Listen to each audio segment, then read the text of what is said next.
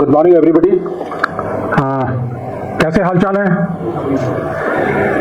लेकिन पूर्व सैनिकों के हेल्थ तो बहुत अच्छी नहीं है और आप देख सकते हैं कि जिस तरह से पहला प्रेस कॉन्फ्रेंस कांग्रेस पार्टी की तरफ से 2026 में डिफेंस मैटर्स को लिया जा रहा है, तो आप ये अंदाजा लगा सकते हैं कि कांग्रेस पार्टी के लिए, हमारी लीडरशिप के लिए, राहुल गांधी जी के लिए, खड़गे जी के लिए डिफेंस के इश्यूज, सर्विंग सोल्जर्स और पूर्व सैनिक वो पैरामाउंट इंपॉर्टेंस के हैं, सबसे ज्यादा अहमियत रखते हैं। तो इसलिए कांग्रेस पार्टी अपनी पहली ब्रीफिंग जो कर रही है वो पूर्व सैनिकों के मुद्दों को लेकर कर रही है। जिस तरह से आपने देखा कि 29 दिसंबर को स्टैंडिंग कमेटी ऑफ डिफेंस जो पार्लियामेंट में है उसकी मीटिंग हुई थी। उसके अंदर हमारे नेता Rahul Gandhi ji, leader of opposition, और हमारे मेंबर कैप्टन बिरियाटो, बाकी सभी लोगों के साथ उपस्थित थे।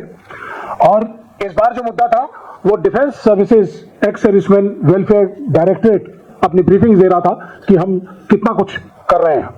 और वहां पर राहुल गांधी जी का जो मेन कंसर्न जो वहां पर आया कि एक्स सर्विसमैन लोगों की हेल्थ स्कीम जो है वो पूरी तरह से चरमराई हुई है।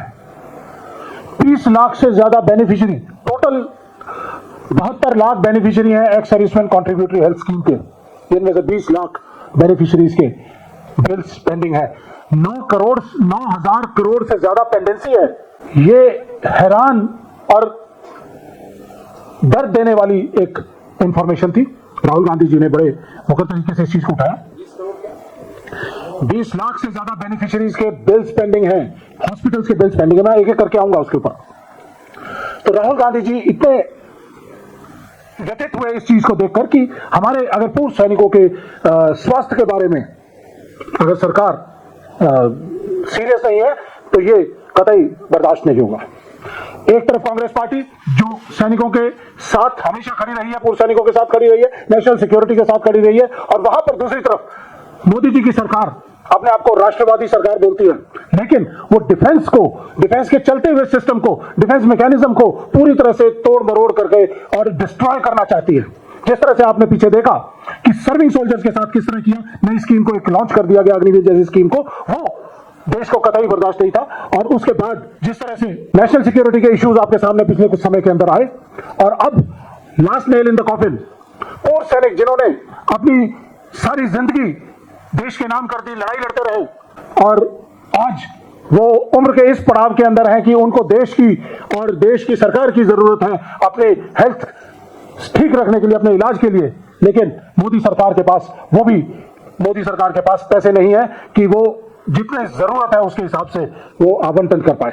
देश के सैनिक और देश के बीच में एक कोवेनेंट बॉन्ड होता है।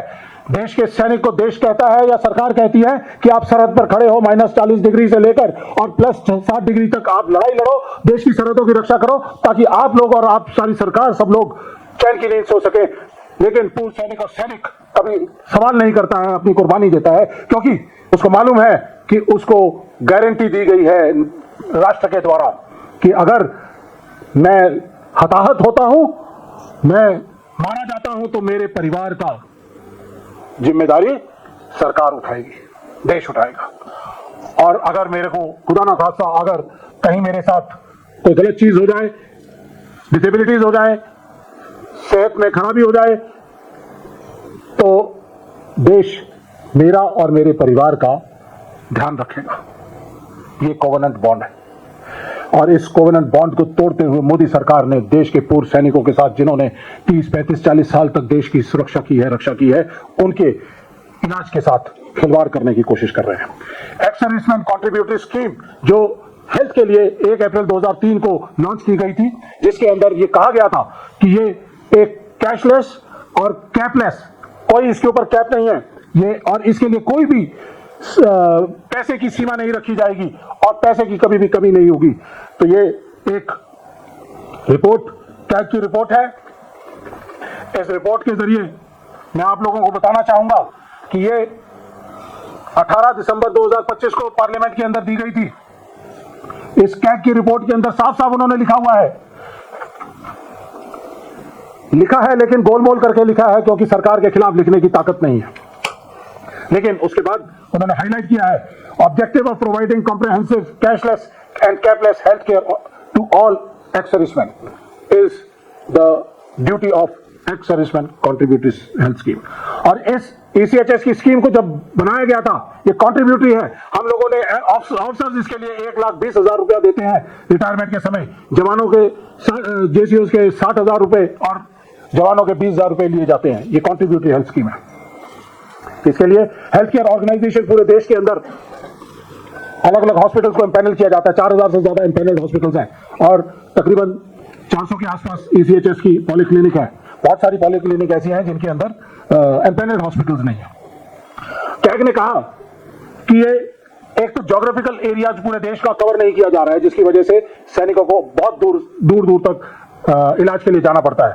दूसरा, उन्होंने ये कहा कि 2003 से लेकर और आज तक इतनी ज्यादा एक्स सर्विसमैन की और जो तादाद बढ़ चुकी है, उसके हिसाब से मैचिंग इंफ्रास्ट्रक्चर की डेवलपमेंट नहीं की गई है। जो ऑथराइजेशन ऑफ मैन पावर है, जो फंड्स है, 2014 में आखिरी बार इनके जो रेट की रिवीजन की गई थी और 2014 के बाद अब सुनने में आया है कि अभी शायद वो कुछ, क्योंकि बहुत बड़ी हलचल हो रही है पिछले कई समय से, तो उन्होंने कुछ इंक्रीज की है। रिम्यूनरेशन जो स्टाफ की होती है वो इंक्रीज की है, लेकिन स्टाफ की जो अवेलेबिलिटी है या ऑथराइजेशन है वो नहीं बढ़ाई है।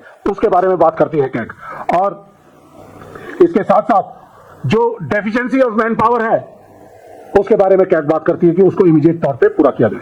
और सबसे बड़ी चीज जिसकी वजह से ये एक्स सर्विसमैन कॉन्ट्रीब्यूटरी स्कीम पूरी तरह से आज डिस्ट्रक्शन की कगार के ऊपर खड़ी है, वो है फंड्स की अवेलेबिलिटी। मैं आपके सामने बजट पेश करना चाहूंगा, है ना। ये सब आधिकारिक तौर पर लिए हुए आंकड़े हैं और इसके मुताबिक 2023 और 24 के अंदर रिक्वायरमेंट थी 13,500 करोड़ की, लेकिन एक्चुअल उनको 9,831 करोड़ दिया गया। और उससे पहले का भी बैकलॉग 3,500 करोड़ का चल रहा था, जिसकी वजह से जो ये बैकलॉग है वो कैरी फॉरवर्ड हो रहा है। अब आप देख सकते हैं जो CFL है, CFL कैरी फॉरवर्ड लाइबिलिटीज 2023-24 में 3,500 करोड़ थी, 2024-25 में 5,400 करोड़ और इस साल के अंदर 6,000 करोड़। और अगर 8,000 करोड़ बजट एलोकेट किया जाता है तो 6,000 करोड़ पिछले साल के बिल्स को लिक्विडेट करने में लग जाएगा। तो इस साल के लिए सिर्फ 2,000 करोड़। जरूरत कितनी इस साल की आ जाएगी? 14,000 करोड़। और अगर इस साल ये 14,000 करोड़ नहीं दिए तो ये ECHS का चलता हुआ ढांचा पूरी तरह से बैठ जाएगा। एक्स सर्विसमैन तो एम्पैनल्ड हॉस्पिटल्स ने एक्सेप्ट करने से मना कर दिया है। हम लगातार गुहार लगा रहे हैं। 2025 में हमने बोला, 2024 दिसंबर में हमने बोला, लड़ाई लड़ी। कैप्टन विराटो हमारे गोवा से MP हैं, गोवा से पूरे के पूरे एम्पैनल्ड हॉस्पिटल्स ने एक्स सर्विसमैन को हेल्थ केयर के लिए एक्सेप्ट करने से मना कर दिया। इसी तरह से सितंबर 2025 में बीजेपी के MP हैं कैप्टन ब्रजेश मैंगलोर से, उन्होंने कहा कि मैंगलोर के अंदर सभी हॉस्पिटल्स, एम्पैनल्ड हॉस्पिटल्स ने एक्स सर्विसमैन को एक्सेप्ट करने से मना कर दिया है। पार्लियामेंट में भी उन्होंने आवाज उठाई। कैप्टन विराटो गोवा से कांग्रेस के सांसद हैं, उन्होंने इसकी आवाज उठाई। हमने लगातार ex serviceman organisation, Indian ex serviceman movement, Indian ex serviceman league, Congress party का एक्स सर्विसमैन डिपार्टमेंट, हम सब लोगों ने आपस में बातचीत की और हम लोग लगातार इस मुद्दे को मिनिस्ट्री ऑफ डिफेंस के साथ और प्राइम मिनिस्टर के साथ सबके साथ उठा रहे हैं। लेकिन directorate of ex serviceman welfare सुनने को तैयार नहीं है, एक्शन लेने को तैयार नहीं है। 15 जुलाई 2025 को हमने चिट्ठी लिखी एक्स सर्विसमैन के कॉन्ट्रीब्यूटरी हेल्थ स्कीम को लेकर, कोई असर नहीं। उसके बाद एक्स सर्विसमैन मूवमेंट के जन सतबीर ने चिट्ठी लिखी, एक्स सर्विसमैन लीग इसकी चिट्ठियां लिख रहा है, लेकिन कुछ नहीं। इसके अलावा यहां पर आने से पहले 4 महीने पहले रिटायर हुए थे मेजर जनरल नटराजन, उनसे भी हमने डिस्कशन की। तो मेजर इशू जो सामने आया, पहली चीज एम्पैनल्ड हॉस्पिटल्स के बिल 1 साल से ज्यादा लग रहा है, एम्पैनल्ड हॉस्पिटल्स एक्सेप्ट करने को तैयार नहीं है। दूसरा, मेडिसिन की अवेलेबिलिटी कतई नहीं है, बहुत कम है। जबकि आज के जमाने के अंदर मालूम है कि अगर हमारे 72 लाख बेनिफिशियरीज हैं और तकरीबन 15 से 20 लाख ऐसे हैं जो कि उम्र के 70 से 80 के पड़ाव के अंदर है, तो उनकी मेडिकल नीड्स ज्यादा है, उनके मेडिकल एक्सेप्टेंस नहीं होती, उनके इलाज के लिए वो हॉस्पिटल्स में जाते हैं, मेडिसिन अपने पैसों से खरीदते हैं, रीइंबर्समेंट के लिए भेजते हैं, लेकिन साल साल उनको लग जाता है, रीइंबर्समेंट नहीं होती। यहां मैं अपना पर्सनल एग्जांपल कोट करना चाहूंगा कि मैंने ऐसे हालात को देखते हुए हमें इस कैशलेस और कैपलेस स्कीम में इमरजेंसी की तकलीफ है, मैंने खुद 25 लाख की अपने और अपनी वाइफ की इंश्योरेंस डिपेंडेंट के लिए रखी है। ऐसे ही तमाम लोग इंश्योरेंस स्कीम्स के ऊपर निर्भर कर रहे हैं। इसके साथ साथ मेरा एक साथी अपेंडिसाइटिस का एक छोटा सा ऑपरेशन तमिलनाडु के अंदर उसने करवाना था, तंजावुर के पास है, 300 किलोमीटर उसको ट्रेवल करके जो जाना पड़ा अपनी ऑपरेशन कराने के लिए। मैं कोविड का एग्जांपल देना चाहूंगा। मेरा खुद का CO commanding officer brigadier Rashpal Singh परवार, वो आरआर हॉस्पिटल गया, नहीं उसको बेड मिला। उसके बाद वो बेस हॉस्पिटल उसको भेज दिया गया। बेस हॉस्पिटल के अंदर पूरी की पूरी राजनाथ सिंह जी के कहने के बाद वो पूरा हॉस्पिटल को सिविलियंस के लिए खोल दिया गया था। तो बहुत सारे फौजी ऐसे हैं जिन लोगों को वहां पे ट्रीटमेंट नहीं मिला, वो एम्पेनल हॉस्पिटल में उनको भेज दिया गया। एम्पेनल हॉस्पिटल तक जाते जाते उन्होंने दम तोड़ दिया, ऑक्सीजन की वजह नहीं मिली उनको। जल सुनील सुहाग हमारे एक पुराने साथी, उन्होंने इसी तरह से दम तोड़ दिया।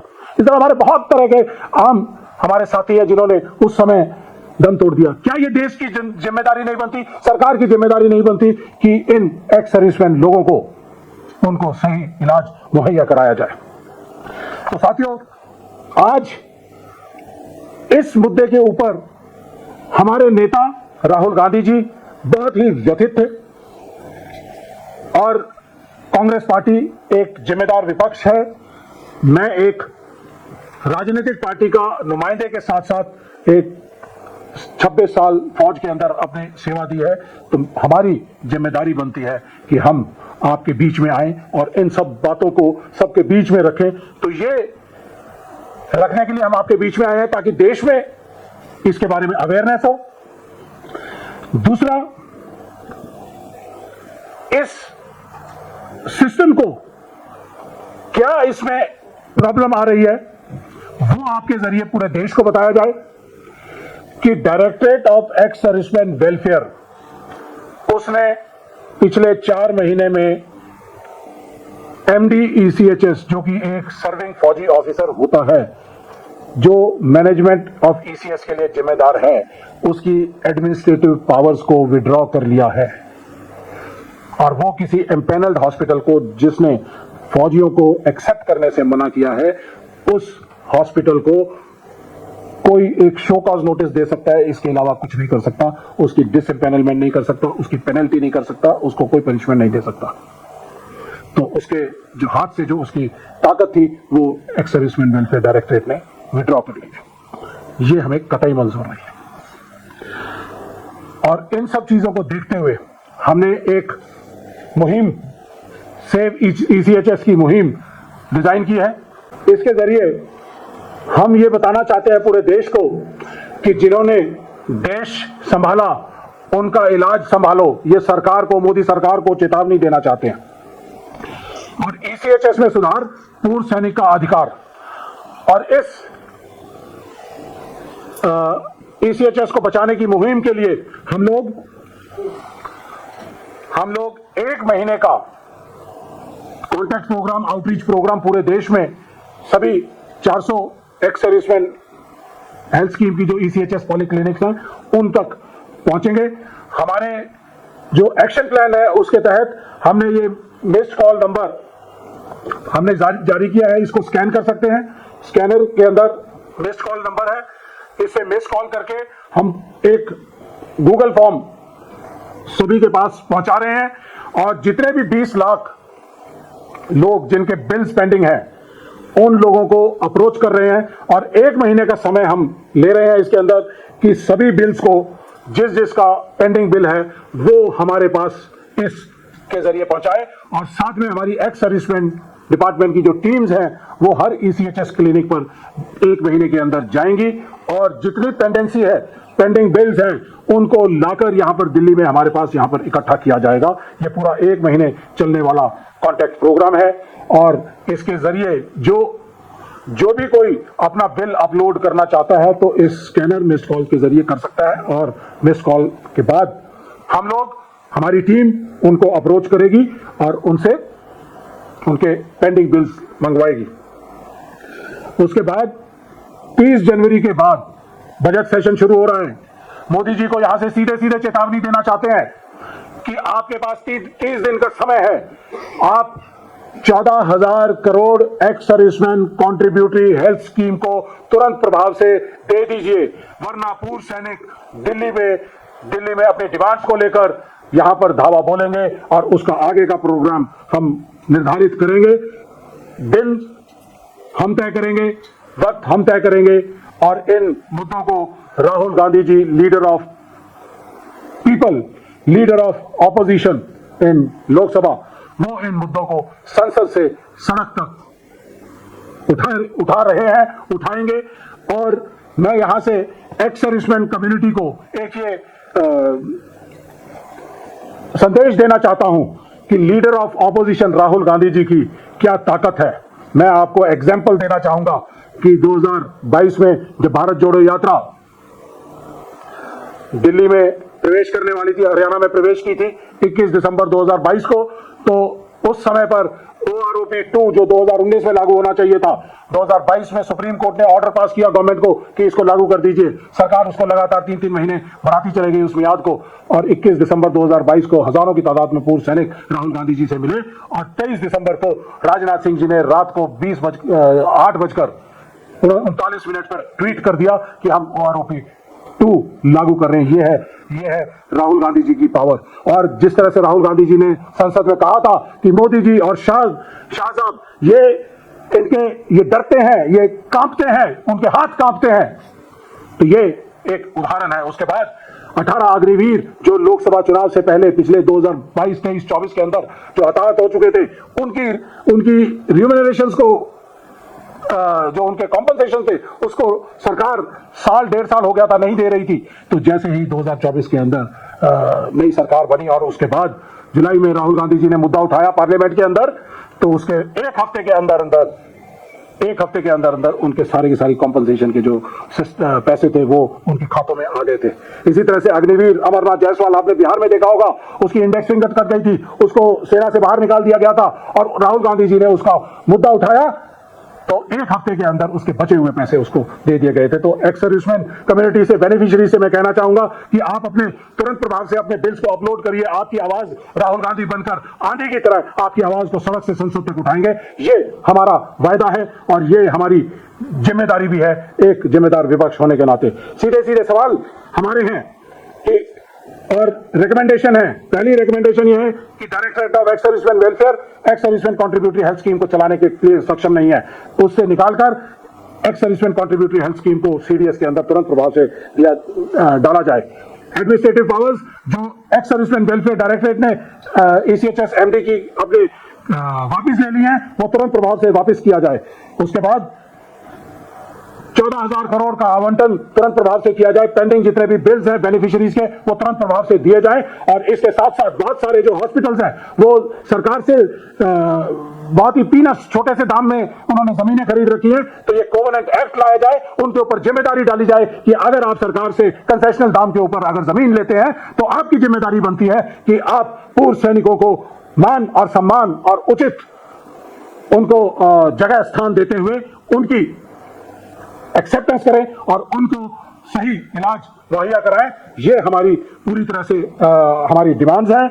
और अगर ये नहीं होगा तो 30 जनवरी के बाद पूर्व सैनिक दिल्ली में सब लोग आएंगे, लीडर ऑफ ऑपोजिशन से मिलेंगे, सरकार के नुमाइंदों से बात की जाएगी और आगे का प्रोग्राम जो है वो तब तय किया जाएगा।